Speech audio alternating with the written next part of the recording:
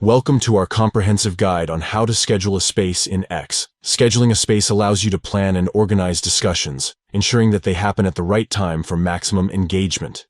In this video, we'll walk you through the step-by-step process. Let's get started. Step 1. Open X on your device. Look for the app icon and tap on it to launch the application. Once inside the app, locate the plus icon.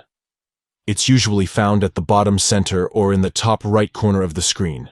Tap on it to create a new space or access your existing spaces. Step 2.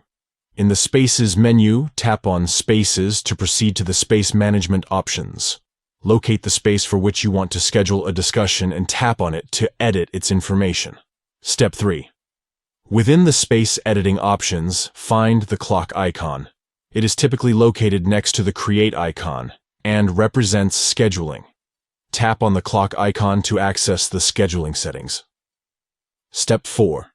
In the scheduling settings, modify the date and time according to your desired schedule. Once you have set the appropriate date and time, tap on Next to proceed and confirm the scheduling. Congratulations, you have successfully scheduled a space in i6. Now, your discussion is planned and ready to engage your audience at the designated time.